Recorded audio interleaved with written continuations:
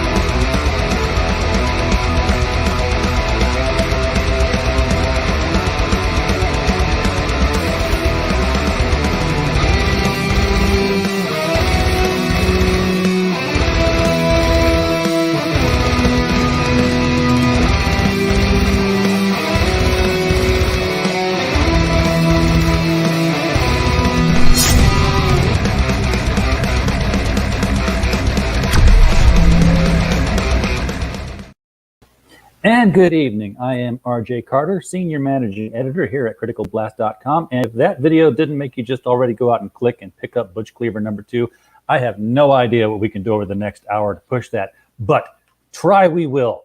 I'd like to welcome to the stream tonight the creator of Butch Cleaver, Mr. Matt Burke. Matt, how are you tonight, sir? I'm doing great, man. Thank you for having me on, RJ. Glad to do it. And look at that beautiful Butch Cleaver merch you got hanging around there in the background, Yeah. man. Thanks, man. I appreciate it. Well, that's a big poster. That's no 11 by 17 print.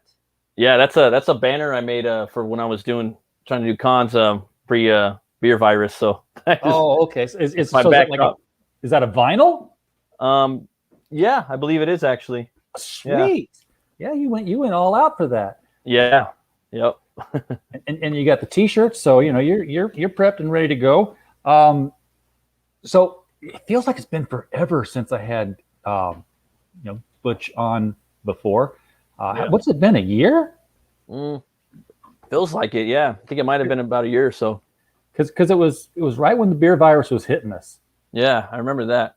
Oh man, time has just kind of flown by. So what kind of success did you see with your first campaign? It was awesome, man. I did the campaign. I was funded. Comicsgate came in and saved my butt because I didn't click the 60-day campaign the correct way, but that was awesome. That's what they do. Yeah, man. And I fulfilled the book, and I started getting some more backers after that. And I sold a couple T-shirts. People seem to like those, and I've got a lot of great feedback on the book. You know what I mean? Yeah, obviously enough to go for a second one. Yeah, I'm lucky enough and blessed, and have a lot of good blessings coming my way, and hopefully this one does good, and I can make a third one. So that's what's in the plans for that. So I'm taking a look. I've got to share here. There's a very it's a unique look. I'm looking at this. It's got like a stained glass effect going on here. It kind of gives it a religious feel to it. Yeah, I'm not saying a Christian feel, but like there is a religion element in this. Yeah, that's what I was going for. The town that takes place in Oubliette, I wanted to have like as many cathedrals as possible because I just love the way they look, just architecturally and artistically. And it would be either a cathedral, then a saloon, then a mission or a French Quarter building, and mostly just saloons and cathedrals. And most of them are retrofitted into slaughterhouses and things of that nature. Most of them aren't actual churches. However, there is some churches in there. So I wanted that to kind of reflect the world a little bit. Yeah, Oubliette, if I'm recalling correctly, It's like if you were in a dungeon Yeah. and you dug a pit, and then inside of the pit you carved out a hole with bars on it, that would be the oubliette. I mean, that would be like the lowest of the low in the solitary confinement kind of thing. Yes. So The Devil's Dungeon. well named town. It's very, very foreboding. The setting just kind of tells it all. So remind us again. We saw the video, so we know somebody killed Butch. That's why he's a big freaking skeleton now. Yeah. So why is he still alive? So basically, like when he was alive in the story, and you're gonna find out his origin in Butch Cleaver too. So if you read the first book, you're gonna see it's gonna basically pick up right from when he was resurrected, and he's gonna basically go on a quest to figure out who killed him. But there's this bounty hunter called Opie the old possum trying to stop him the whole way. And is he a real opossum? No, but he's got a dead possum on his head like Davy Crockett. So he's in there, and that character I wanted to just make a character that was kind of like a homage to Sabretooth, Batman, and Wolverine. And possums are creatures of the night. They're nocturnal. They're strong. They're submissionists. They have a death grip, so I made them a submissionist, a choker. They got claws. They got tails, so I gave them a bullwhip. They got pouches, so I gave them pouches like 90s. And they play dead, so I use that in the story. Well, the good thing is that this is taking place in like the 1850s. Yeah, just about. It's in the 1800s. I get kind of gray with that. That way I could stretch it from 1801 to 1899. Yeah, and it's a parallel universe that's separate from ours, and it's kind of like it would be somewhere in between Texas and Louisiana. Got it. Well, that's good because with it being in the past, it hasn't introduced the bane of Opie the opossum, which would be the motor vehicle. Because as soon as he's got to cross a road, he's dead. Exactly. Then he's possum pie.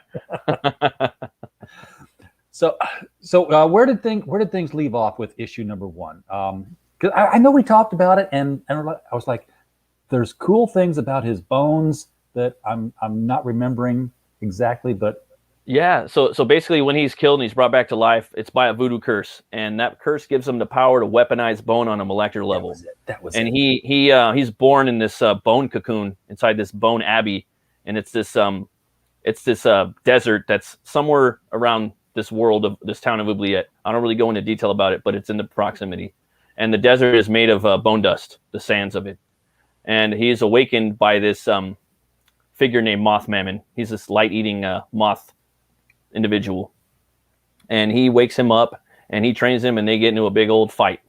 And once he kind of shows Butch the way, I don't want to spoil too much more, but he lets Butch kind of feel like everything that he's done to the animals that he slaughtered. And I'm not like a human rights activist or nothing like that, but he makes them feel it.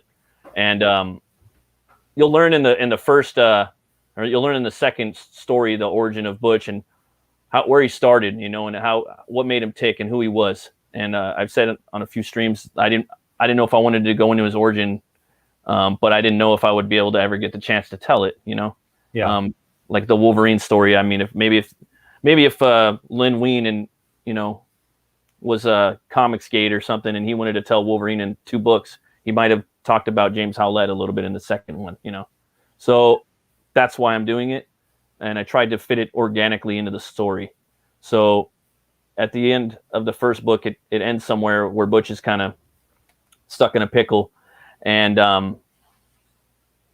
we go into the origin in the second one, and we pick right back up what happens after that. So now, when you say he controls bone on a molecular level too, if I'm remembering correctly, that's not necessarily just his bones. Correct. And that's for the most part, like his main power, but he can control bone. He can teleport into a different bone that's like in Japan or something if he wanted to, and reemerge. He doesn't know all that yet, but he could do stuff like that. He could bring a dead bull back to life, and he can also change things into bone as well.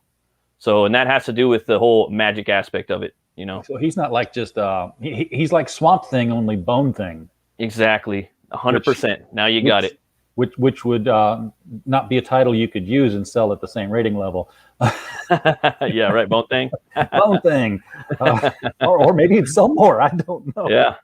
It's Yeah. like puts it right up there with, yeah, you have to make it a giant size window, giant size bone thing. Right. That would sell books. Why do we go here? Oh no, it's fun. I love talking about it, man. And it's like there's just like a whole universe that I wanted to make, you know, and I wanted to put like, you know, also like Vikings and Native Americans. I wanted to put samurais in there and have like a China district in the town. You know what I mean? Sure. There's a lot of the 1800 stuff that crept into that town that was still going on in America, but they somehow got there, you know. And that town was built by Europeans, by artisans like Da Vinci and, you know, Michael, you know, the Renaissance era. They somehow got to America and they built that town. So it's still been there. It's been there a long time. Cool. Is Butch the only character like himself? I mean, when he wanders into town, do they like go, oh, holy hell, that's a walking skeleton? Or like, oh crap, another one. There's the town. They basically feel it's kind of they know it's not. There's something not right about it. You know, kind of like Twin Peaks or something like that. You know, and he basically wears like a mask over his face. It's basically like a butcher's like rag, and it's stained pink, like in the picture right there, and his apron stained pink from the blood. You know. And so, but when they see him, they still see that jaw right there. So they think that he's, you know, they think he's coming back from the war, like he's a leper or something like that. So there's some commentary on that in the first book when he walks into a bar, and there's this doctor following him around that's on the pay of well, I don't want to go too much into it, but sure. Yeah, definitely. They don't really know, but as the towns, as I'm starting to tell the story more, it's going to open up more to the populace in the town. That there's a lot of monsters and ghosts and ghouls and all kinds of crazy stuff that you don't want in your town. They're there. And he can, we talk about controlling bone. You can see he's making these really sharp edged, they're so sharp, they're actually shiny like metal. They're actually shiny like metal. It's almost like a bone metal, if you will. Yeah. And it's a literal bone saw. If you will. So who are these other two characters we're seeing here? Because neither one of these is Opie the Opossum. He's got another masked man and a kid on the cover, so they're going to feature prominently, I would figure. So that basically that's a young Butch. That's the Butch when he's alive before he's dead. Then that's Butch when he gets resurrected as this like kind of primordial bone form. Then if you go up again, you're starting to see Butch, the streetwise talking reanimated Butch with the mask on. And then the one at the top, that's just Butch when he's, you know, roaming the nights, riding his dead bull. Being himself. So both of these humans are Butch at different phases. Yeah. So you're kind of going up into his, climbing the ladder, if you will. I gotcha. Yeah. Different facades of him. The evolution of the character right there in one panel. Yeah. So even as a kid, he was pretty much, you know, knife and chopper. Yeah. Yep. And you're going to see that in the story too. He was born in a slaughterhouse. That's not a very sanitary place to be born. No. And it is rated mature for gore and violence. So be aware and bring it on. So how long have you been at this now? This one, is this a 30-day one with another 30, or did you do 60 again? It's going to be a 30-30. Okay. So it will be 60. I just launched it last night. Oh, it's doing great. I launched it on Bancroft. It was so much fun. It's going great. I've already did double the amount of numbers in 2/3 of the time of the first day compared to the Butch Cleaver one. Very cool. So you got 24 backers already here. It's $1,600 and change. No doubt this one is going to make it. I hope so. We'll see. You never know, man. You know. Garen freaking Teed. So your featured tier here, this is going to be like the collector's package, I guess. You're going to get you get a 10 by 7 head sketch. That's Bristol. That's a comic backer though, right? No, that's a Bristol page. Okay, it took me forever to find one too. They're really hard. It took me a minute to find it. I got it at michaels.com, and they're just Bristol boards that are 10 by 17. And I'm like, oh yeah, nice and thick, and I can. No, Butch is not. Butch is not that Butch. Hey Robert, how you doing, man? And is there any chance? Gosh, where were you 15 minutes ago? Right? I mean, Right. was it the Comicsgate Presents show that he just did? You were watching it, Roberts. Oh, Robert the Roberts. Oh, being a smartass. But you know what? Let's go ahead and tell Robert that there is a. Where's the PDF option? You know it's here, right? No, I don't do the PDF. I'm sorry. What? Bye, I just Robert. don't. I know you just tuned out now because I'm sorry. PDF is what you buy. I understand there's a whole market for that, and yeah. Well, you know, Robert's one of these guys that you know he's working up in the Alaskan tundra or the Canadian. Oh tundra. wow! He can't have white long boxes up there, so he buys digital comics so he can read something on his pad or whatever it is. And you know, George is the same way. He doesn't have any space. His house is filled with 3D printers. So, oh man, no, I completely understand. You know, yeah. But yeah, Bristol board supplies have been. I swear, you remember that ship that was stuck in like what was that canal and it couldn't turn around? I swear that thing was filled. There was a ship stuck in a canal. I didn't. Oh yeah, like it was like 6 months ago. Oh wow! Like, it was in the news for days. It had turned cattywomp, and they couldn't figure out how to push the back end one way and the front end the other so it could finish going through. And I was like, it took me a while, but I figured out that thing was filled from bow to stern with nothing but Bristol board, backing boards, and bags because you could not find them. The price was hiked up. Yeah, I remember it was like that when I did that for the first week. I couldn't find any bags for this, you know. Yeah. For the first Butch Cleaver, and I finally got them. I had got them off Amazon. Because I was getting ready to, like, you know, I've got campaigns I've got to fulfill, and I needed bags and backers, and I was like, all of a sudden I couldn't. Like, I had them all priced out. They were built into my estimates. Okay, time to buy some. Whoa, what happened to the price? They've gone crazy. Wait a second, Ms. Gianna. What happened with George? I'm going to say to him, you are talking about him and he is not here. No. I like George. I told him he needed to, he's one of the people who buys PDF copies of stuff because he hadn't got any room for comics because his house is filled with 3D printers. And he knows that because he's making 3D statues for Comicsgate people of their characters so that they can sell in their campaigns. And he does it pretty much for cost just to promote good comics. That's so cool. So, you know, if you want a skeleton, that would be. That sounds like something to look into right there. Yeah, well, yeah, because if you think about it, most characters, they're going to be printed in single color. Your character is single color. Yeah, you could print, you know, the bone white Butch Cleaver, and then just, you know, go to Hobby Lobby and cut some burlap pieces, cut holes in it, and like pop the arms back in, and there's his poncho. All right. So yeah, that take it and run with it. Go with God. It's yours. That would be a tier that will be well received. But you get that head sketch, you get signed Butch Cleaver #2, and you get a first print graphic novel Butch Cleaver #1. So this is basically your catch-up tier as well as your original art tier. Yes. Yeah, I sold 3 of them too. That was pretty cool. And I did the similar thing on the first campaign where I did a head sketch and a book, and I sold 15 of them. So I was like, I'm definitely going to do that again. Well, people love, I don't know, there's a heavy metal contingent out there that loves skeletons, animated skeletons. You know, you got the Walking Dead, you got the Black Sabbath people. It's like, yeah, I want that skeleton. And you're the artist on this, right? Yeah. Okay, so how... I'm going to ask the difficult art question. Okay? No, that's fine. I love them. Let me formulate how I want to put this here. Okay. Butch Cleaver fights Mr. Bones and Ghost Rider in the desert. How do I tell who's who when they get naked? Well, Butch is going to have a different skeletal anatomy than Ghost Rider from the get. So if you were to scroll down on the cover, you'll see that you know, he's going to have a bone 6-pack. He's going to have a bone 6-pack right there. Yep, he's going to have those 2 circular chest plates coming up like that.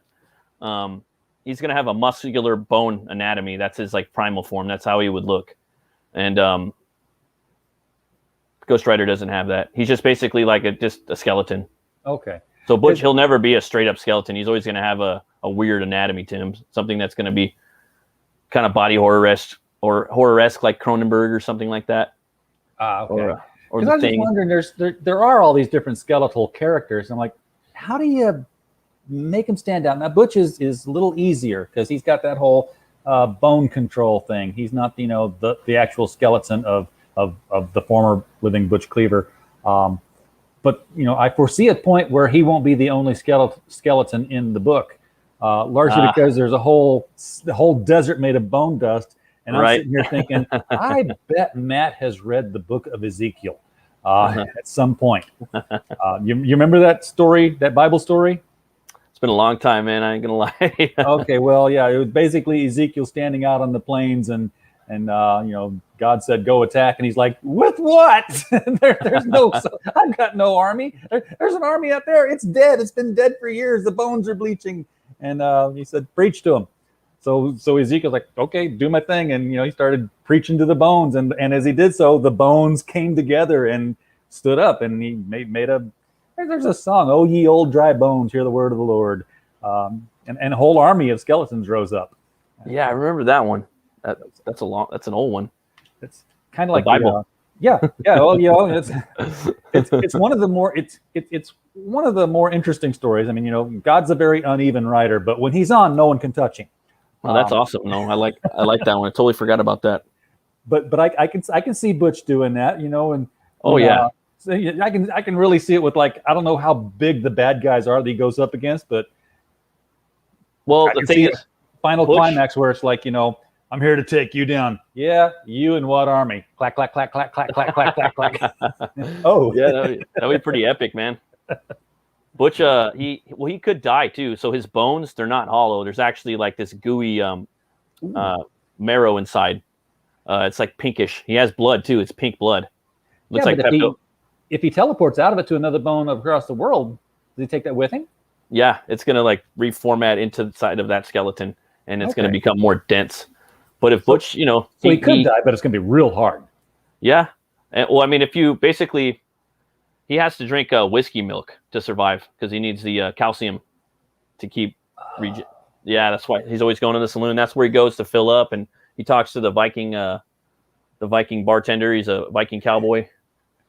Hangs out with his there's a barbarian in there that's Chieftain Wallace. He's half the Native American, half Scottish. He's a descendant of William Wallace. So he's got a kilt on and he has a claymore too. So those are his two buddies. I've got to back this book just to see the Native American Scotsman. Yeah, and they have Butch has a little one-liner with them too. And but I want to make them all friends, and like those are going to be his buddies, you know what I mean? And I want to expand on their dynamic a little bit later on, but not just yet. I'm just kind of introducing them a little bit, and they're talking there and talking shit, having a couple beers, and yeah. I'm in. This is just. What I wanted to do is, I love Conan, and I wanted to find an organic way of putting him into Butch Cleaver. So I was thinking, a lot of Native Americans are pretty cool and badass, and there's some savagery. And I'm also a Cherokee by a tiny little bit. And I figured, and I'm, a little bit Irish, but I figured, what if I took, a Native American and a Scotsman, put them together? Yeah, why not? And has a kilt, and it's got the hair and the claymore. I don't know, man. That seemed like it'd be kind of cool. And he's kind of got his own little side story where he's trying to unite, trying to make them come together as one family. The clans and the tribes. Yeah, exactly. He's trying to unite them with his great grandfather's sword. So but that's another story. Hopefully, maybe one day I could tell inside the same universe in the same town. Yeah, he gets his own book. That character deserves his own book. I don't even know what his name is, but Chieftain Wallace. Chieftain Wallace. Got it. Yeah. Feathers and tartan. It's gonna sell. All right. So I'm scrolling down here a little bit further. The basic package, of course, is the book. That's once you get past your featured tier, then this is what people are here for. They're here for the book. You get it signed. It's $25, and I already saw how big it was. 52 pages and square bound. Fairly standard deal for a crowdfunded book. $25, good 50 pages. Possibly more than that if you hit stretch goals, I'm guessing, but I don't know. I haven't read that far down, and I can't remember. And you can still, if you want, you can still get a first print. So you've got a stock supply, I guess. Yeah, I got a little bit. So if if I run out, then I'm gonna have to make a new print of the same, and I'm gonna change the cover. So every time I reprint another issue, or I'm sorry, a novel, I'm gonna change the cover. That way, you'll have to take this one down because you don't have how many are available on it. Yeah, I tried to have different sections of how much I had, but if you can't edit that, so not once somebody's claimed one, no. Yeah, and then you can't say if you have a certain amount, like in the add-on section, and then another one in another section, you can't edit those either. You can't take them away. You can only add to it. You just, when you run out, you just have to disable it, and this one's gone. Were you saving up for like conventions? I mean, they're opening back up. Are you going? No, I don't think so. I mean, maybe in a couple years, I might do it later on, but I'm not really saving any up. But I mean, if I had a big funding, I probably would. A big fund, I'd probably print some extra ones. I'm going to print extra ones regardless, just so I could have, because the next book's going to take a long time to make. So I want to have these books available, hopefully, to supply. So why is the next book going to take so long? What's that intrigues me. It's because the books they usually take me about a year and a half to make, and this one I'm about 75% done.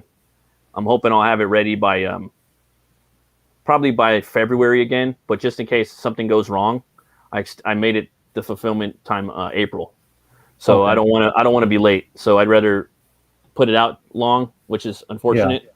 Yeah. You were on time with your first one though, right? Yes, thought so. Yeah. So that's April 2022 for this one. Plenty of time still. Plenty of time. Yep.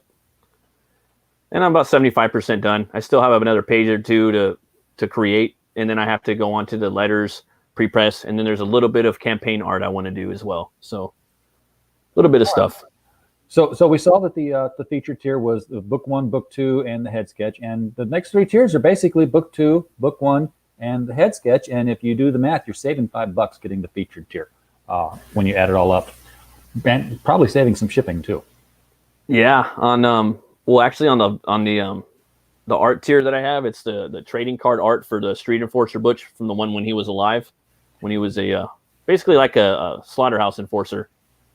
This one here, yeah, that one I have right here. This is the one that I'm gonna have in the tier at the bottom. Let me give you full screen here. Oh, thank you, sir. So that's him right there. Sweet.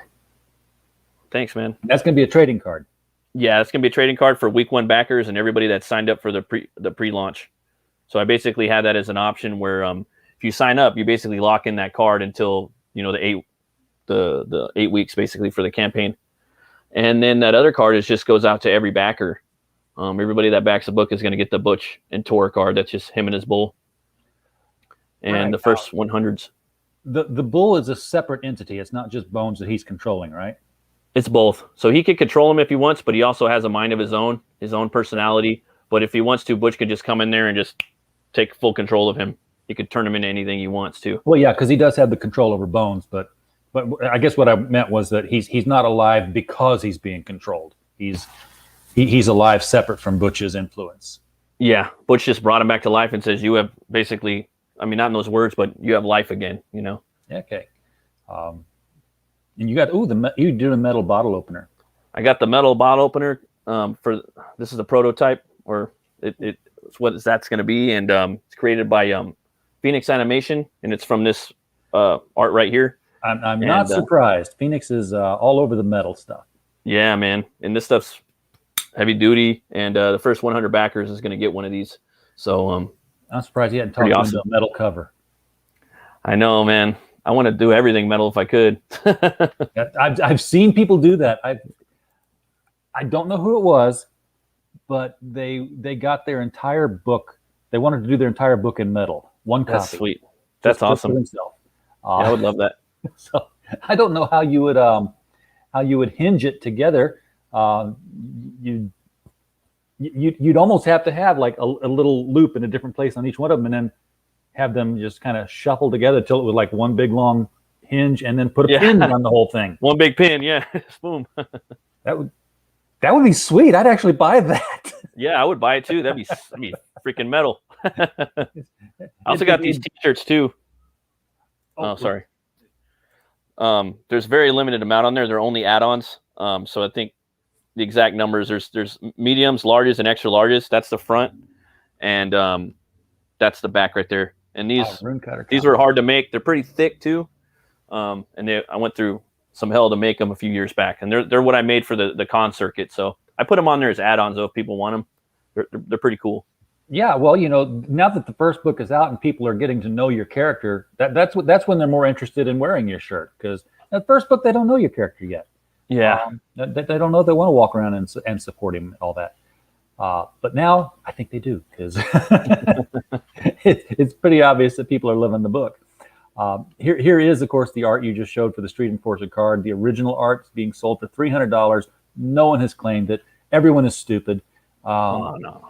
It comes with both books and a head sketch too, and it's also going to have a free shipping worldwide on it too. So wait, what? Free shipping is my business, and there is no way you can offer that and not come out without mortgaging the house.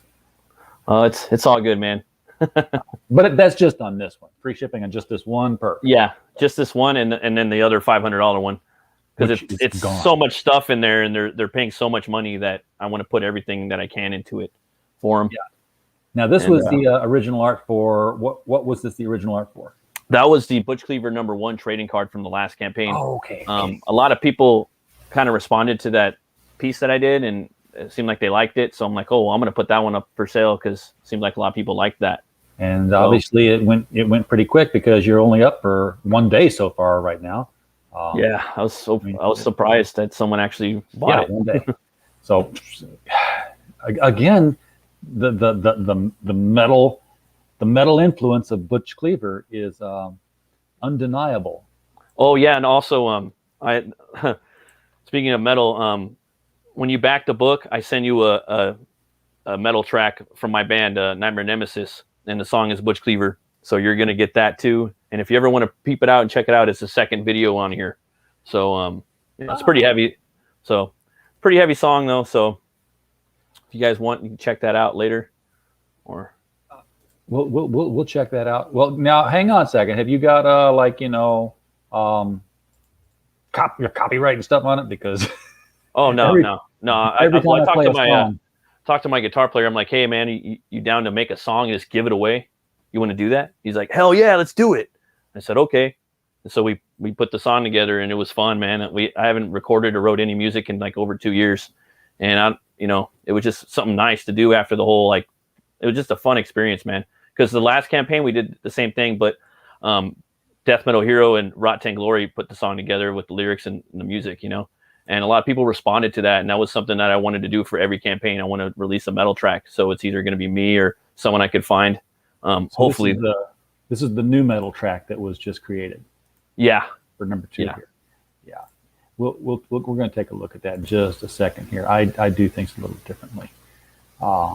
Because I've played so many videos through StreamYard that I know the frame rate sucks whenever we play it this way. So I don't do that anymore.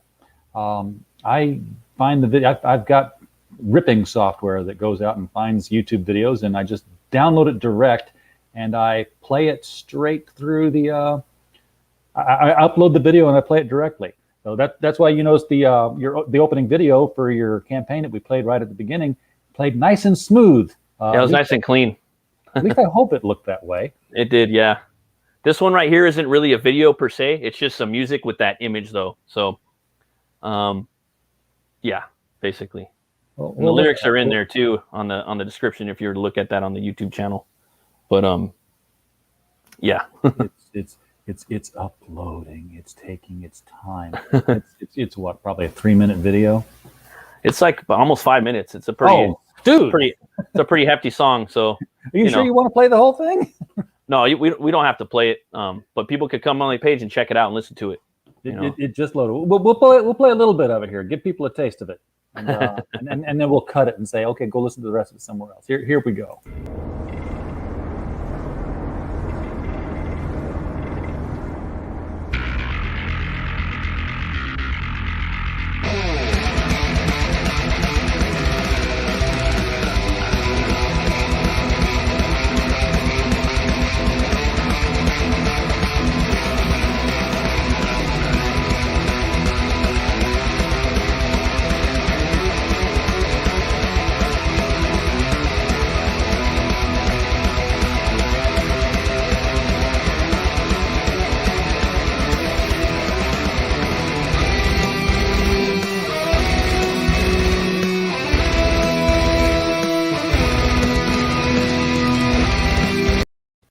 That's got a little bit of like 90s X-Men in metal format there.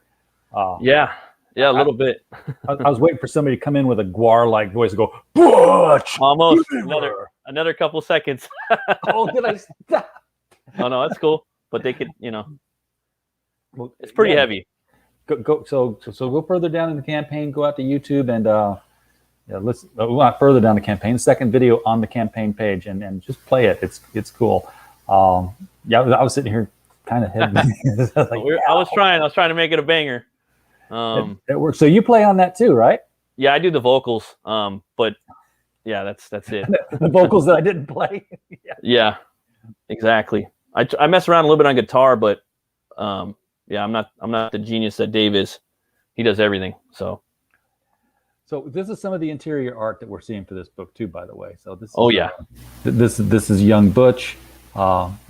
Creepy looking fellow here taking him by the hand. That's Whitey Ratatouille.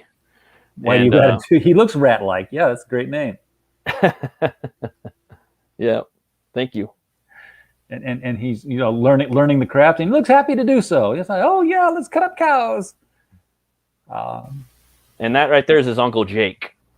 So not so happy when Uncle Jake points the knife at him. Yeah. That's not cool. Okay, so who's Slender Man here? So that right there is the voodoo doll, and he is a preacher pimp, and basically he has a voodoo doll of everybody in town that he does business with. So if you step out of line, he's going to put a voodoo hex on you, and that's what happens to Butch Cleaver. That's why Butch gets his power from that. He's the preacher pimp. That's correct. So if you were to go into his establishment, the front entrance is the house is the the House of Love, and if you go through the back door entrance, that's his bordello. That's the doll house. So that's where all the bad stuff happens. You can find religion through either door. Yeah, the offering box. You get the talent box. Very cool. So with that kind of nature to it, is this rated R for gore, or are you getting into some of the other? I don't show. Are them titties in there? No, there's no nudity in here. It's just gore and there's no sex. But it's you know what's going on. But I'm just not real big on that too much. I hear you. That's how you sell comics. Come on. Hey, yeah, right. But yeah, that's another villain right there. He looks like he can take a beating. I mean, he's got half his head blown off and his chest cavities exposed, and he's a big zombie. He's a big zombie. That's Zulambi. He's from Africa. He's a badass. Okay, I'm getting how you kind of come up with your names now, and they're all like names. I'm like, I can't believe someone hasn't done this before, but they haven't done this before. And so that's the right there. That's when Butch was alive. He's going there to collect off from some pimps, because the voodoo doll has other pimps that work for him, and they just kind of filter all their money to him, and that's the dollhouse right there. So okay, it's about halfway through the book. Butch is quick on the trigger. Yeah, he's the quickest draw this side of the Mississippi, wherever this side is. No matter which side he's on, this side of the Mississippi, he's the fastest. Yep. That's pretty clever. I like that. So I'm guessing he's going to be pretty. He's not going to lose that talent. He'll just be, shooting bone bullets at you. That's right. And that's Raw Meat Rin. He's the most vile pirate to sail the 7 or 9 seas, and he wears a sash with all the different villains he's come in contact with. And with him, I wanted to make a fun pirate that's kind of inspired by Blackbeard, and I wanted to give him a fun hook. So it's a blunderbuss arm that has a hook and a sword on it too. Yeah. And then his left leg is a blunderbuss as well. So if he stands on one leg and lights it, say if he's doing like a gun draw or something like that. Yeah. Yeah. So he was a lot of fun to create. I bet. Dang, he's got. Now, okay, I'm trying to make sure that what's his and what's Butch's here. So he's got, this is the blunderbuss, and then he's got this curved sword coming up from it, and then this sword at the underneath as well. Yeah, that sword right there is connected to the blunderbuss, and then the other sword is in his hand, and then Butch is blocking it with his left hand, spilling his whiskey milk into the air, and then Butch is also blocking with his other hand the blade that he's swinging down at him, and then all the while he's also Raw Meat Rin is shooting the blunderbuss into the ground. So Butch is just kind of doing two things at once. Gotcha. Yeah, that's it's a multifaceted weapon there. And then the fact that he can just raise his leg and you're like, oh crap. But he's got to light it. So, but sometimes you don't see him light it because it's a secret. That's the one he's firing when he's sitting at a table. He's got it propped up. Yeah.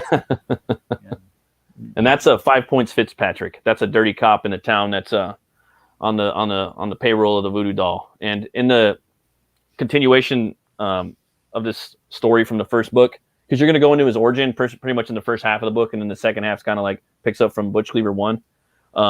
He goes up against a cabal of the Voodoo Doll's villains, and he's going to be kind of climbing this tower, if you will, to get to the top.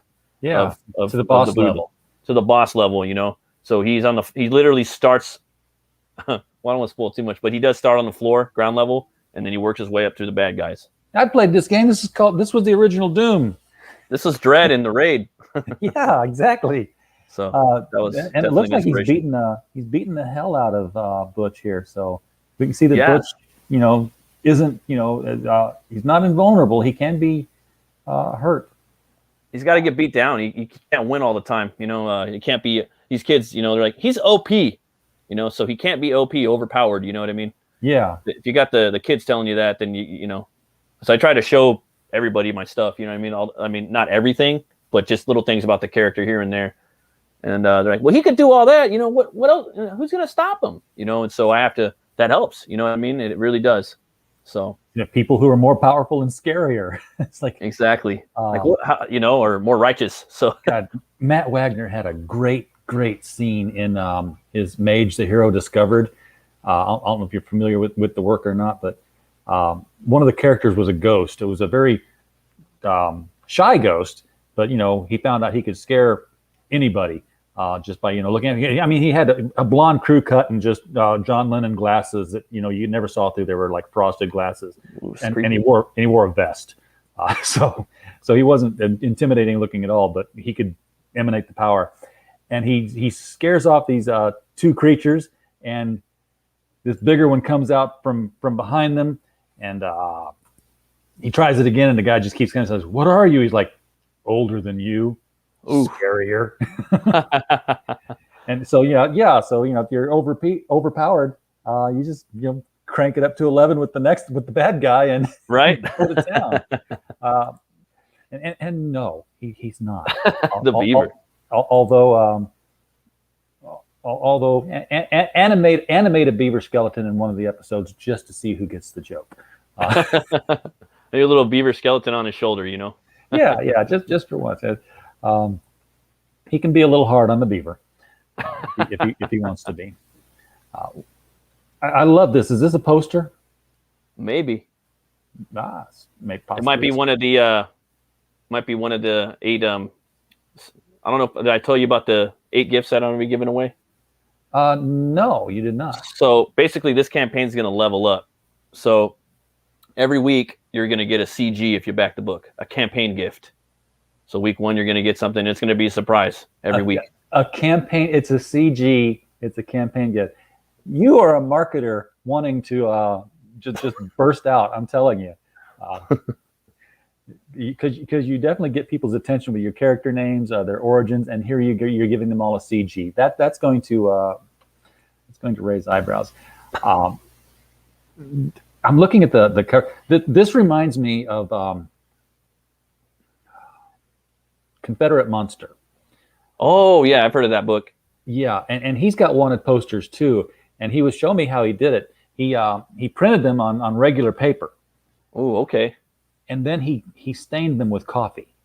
Oh, that's nice. And then he just kept them pressed. So when they came out, they're feeling brittle. They've all got a different level of texture to them, and they look like they're 170 years old. And a wanted poster. So that's awesome. It's interesting. And it worked. That's how we used to make treasure maps back in the day too. When I was in elementary school, we made maps, in class, and the teacher told us to spill coffee on it, so she would do that, and then we'd get a lighter and we'd burn the edges of the map. Ooh, with the lighter. Cool teacher in grade school. Yeah, I don't even remember which one it was, but I remember doing that, and it was coffee freaking and awesome. Cigarette lighters, man. We're lit. Yep, or matches, and you got your map, or you got your you got your document, your Dracula letter, you got your reward poster. Yeah, this is going to look cool. And contact Sheriff Pat Fitzpatrick, 5 points Fitzpatrick, in Oubliette County. So, okay, so it's not in Louisiana because they don't have counties in Louisiana, Nope. It'd have to be in Oubliette Parish. Yeah. Now, this looks like the card has been slit. Not only has the card been cut, the card is bleeding. That's correct. That's lit. What am I saying that's lit for? What am I, 12? Hey, it's all good, man. I'm like a 12. I'm like an old 12-year-old AOLer. I do the same thing, man. That's flight. Tomorrow tomorrow's my birthday. I'm going to be 38. Oh, I wish I was 38 again. I haven't seen 38 in too many years. But yeah, I met a girl at a signing, and she was looking at my book. She's like, "Ooh, that's shiny." I'm like, "No, it's matte." And it turned out that was her fetch. She was trying to make shiny happen. It's just what she said for cool stuff. I'm like, okay, I kind of like it. Oh, okay. I've not heard it catch on. Fetch did not happen. So here are the stretch goals. Oh, 6,000 patches. I sense a disturbance in the Shay force here. Have you talked with Shay the Red on this? Red Valkyrie? Oh, not yet. No, I went on her show the first campaign. That was awesome. Yeah. Yeah. She is Patch Girl. She is Ms. Patches. So if you tell her there is a patch for your first stretch goal, she will be like, "Well, yeah, let's make this happen. Come on, people, we need to get $4,400 now so I can get my patch." Yeah, I want to make patches, man. I want to get a vest with just all the different books I've backed, and then hopefully some metal bookmarks too. That'd be kind of cool. Yeah, I wasn't sweet. I was never going to get patches because it was like, well, that's not my thing. What am I going to do with the patches? I was getting stickers, and I'm like, what am I going to do with the stickers now? Because the back of this laptop case is literally looking like a VB van in '68. It's like make love, not war. So now they're all going on. I've got a side monitor, not tonight because I'm on the road, but I've got a side monitor. I'm like, well, I'm putting it all on the back of that. So if I'm ever sitting at a table with somebody coming up to me, they'll see all the stickers and everything else. But eventually, I'm going to run out of real estate. So I ended up getting one patch by accident with Monster MD. I'm like, well, hell, now I've got to get something to put the patches on. Yeah. So, and I'll get myself a 50s leather jacket from a thrift store and like. Exactly. I don't do it because I'm like, I don't know how to put a patch on. I was like, patches when I was a kid were like they were sticky on one side, and Mom put it on the hole in your jeans, and she ironed it, and it stuck. Right. And then you went out and you started peeling off the edges of it, and it came back off, and she got mad. Well, the bikers do it. The bikers do it somehow. So somehow they sew them on, I guess. Right. So I'm just gonna have to learn, and learn to be cool.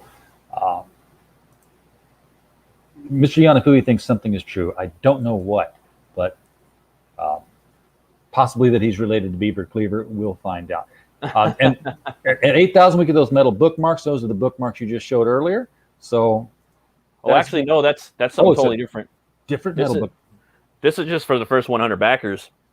First 100 backers are going to get these bottle opener. So. That's right. That was a bottle opener. I'm sorry. So there'll be a bookmark, and it's going to be. Do you know what artwork have you got picked out for it? Nope. I have some ideas, but not yet. It depends on a lot of different things. So I do have different contingencies lined up for that. So. All right. So what have I done here wrong? Oh, there we go. I'm like I took your full screen off, and then somehow it got to just. I don't know. It was weird. It was just you, and there was no me, which is fine. The less me, the better, actually.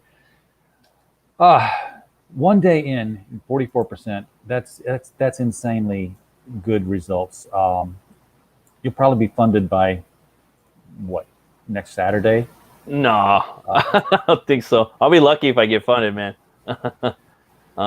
Yeah, that would be cool. No, there'll be no luck to this because people have got Butch Cleaver 1 in their hands, right? Yeah, there's about 100 people out there that do. That's all it took. Once you fulfilled 1 and people see it, and it wasn't 8 months late. Not that I'm pointing at any frogs, but once you've fulfilled, people come back. And the cool thing is, if you fulfilled and they really liked it, they bring other people with them. So yeah, that'd be awesome, man. so time when Butch Cleaver 3 comes around, and I'm guessing that's what you said you're going to be working on over the next year is Butch Cleaver 3. It's either Butch Cleaver 3 or it's going to be another book that I have that I'm just like itching to create a whole another world, But I don't, totally different world. So not even Chieftain Wallace. It's going to be something totally different. To be honest, RJ, I have like probably 10 books of different IPs that I would love to make before I die. And they're all in different worlds? They're all in the same universe, but they're different things. Okay. I got a KGB book. I got a superhero book. I got all kinds of stuff, but that's not what I want to do next.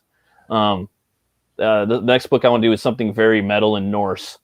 I'll just tell you that much. But I don't know. I might do Butch Cleaver 3 if I'm lucky. There's a lot of blessings that have to happen, and So as long as Butch is drinking whiskey milk, which sounds horrible, by the way. Yeah, they do it in Mexico though. They get it right out of the cow and they just fill it right into the shot glass, right out of the udder. They do it with tequila too. Now wait, so they mix it with whiskey. Yeah. Okay, so I'm thinking you said they got it straight out of the cow. I'm like, what do they do? Keep this cow consistently drunk, and it's just mixed. Put it right in there. Okay. I was like, you got this drunken cow, and we're just constantly milking it, and the whiskey comes out with it. And it's all. I'm like, ooh, that's the Viking in the story too, and his name's Vargbjorn. He's a badass too, and I want to kind of go into his story a little bit too, his background. They're talking, and he's like, if you ever want to know my story, you're going to need to bring the whole cow around back. Well, cows are very important to Vikings because their entire world was the result of what was Ymir the giant cow was licking Odin, Vili, and Ve out of the ice, and so she is like the mother to the 3 of their biggest gods. Yeah. So cows are sacred in a lot of different cultures. Yeah. Beavers being silly. So I was wondering though, if as long as he's drinking his whiskey milk, he doesn't really age. I mean, he's a skeleton. He could be around for a long time in your universe. Yeah. So if you kick out a superhero book, it would not really be much of a surprise to see Butch kind of step around from a corner in an alley and oh my God, there's Butch. He might be wearing a biker vest and he might be driving a bone motorcycle with the Hells Angels. Or something. Don't put him on a chopper with flames, man. Right? Nah, I wouldn't do that. Yeah, man, I wouldn't. Yeah, he's he could definitely like reappear later on. I think I'm going to always have him riding the bull, though. That's just his thing, you know? Yeah. Well, I mean, you've got him set in the Old West, and there's a lot of Western titles that are out there right now, popular. The Western is a genre that's come back into its own in comics. Yeah, and in Comicsgate, too. I just signed Yeah. up for the Aaron Lopresti's book. That looks badass. Okay, which cowboy book is that one now? I think it's called Wraith of God. I think that's what it's called.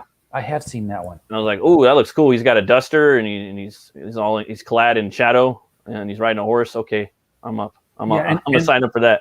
His art style. And there's all these weird Western titles too. So I'm like, Butch Cleaver would fit right at home with Cowboy Octopus and Six Gun Gorilla.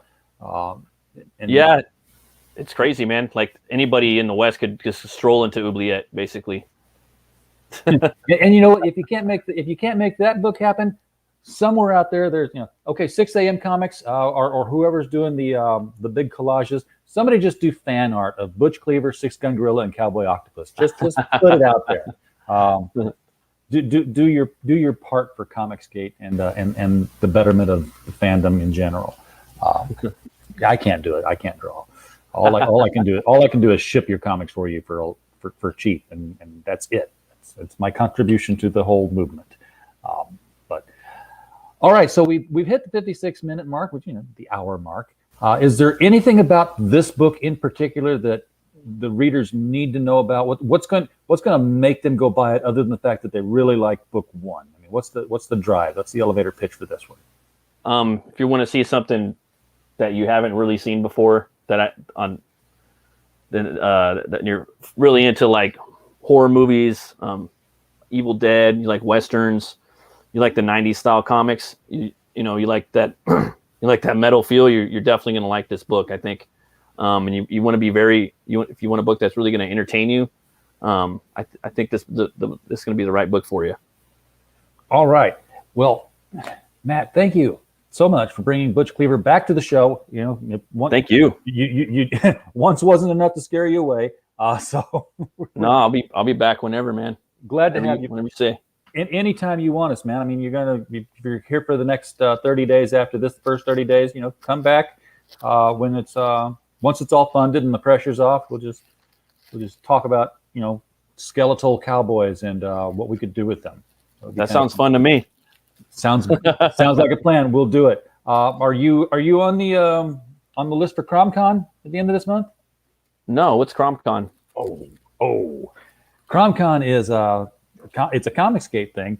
Pops Van Zant does an online convention. For 3 days, and it's look up Comics Madness on Twitter and hit him up. It's YouTube and Facebook group. The Comics Related Madness is the Facebook group. And he does 12 hours on Friday, 12 hours on Saturday, 12 hours on Sunday. And we've got the last hour this Sunday, August 1st. Normally I would be saying, hey, okay, you're going to be on our panel. But the panel has already been decided to be ladies' night, just kind of formed by accident. And then we said, well, let's just finish it all the way. So we'll have some great ladies of comics on that night. In fact, let me just I still have it in front of me. Yes, we will be having, in no particular order, Irene Strakowski, Daphne Lage, Christy Shin, Shay the Red, and Kara Nicole. So it's not all Comicsgate people, but it's going to be no one cares. We're there to have a good time and talk about comics and making them and reading them and loving them. So nice. That out of the way, folks in chat, thank you so much for showing up tonight. We do not have a show without you. Would like to remind you, there's a link to this campaign right under the video. All you got to do is click it. You could have done it any time during the video. It would not have taken you out of the show. So remember to do it anytime you want. Get out there, back Butch Cleaver #2. Secondly, while you're down below the video, there's also a share button. I'm not asking for me. I don't need the numbers. I need them a little bit. But the idea is to get Butch Cleaver out in front of more eyeballs on Twitter and on whatever social media you want to share to. So I encourage you to hit the share button and get it out there to your friends, your family, your church members, whatever have you. Say, here's a book that I think you're interested in, and show it to them. And other than that, we're just glad you were here. And as always, we hope you had a blast. Good night. Thank you.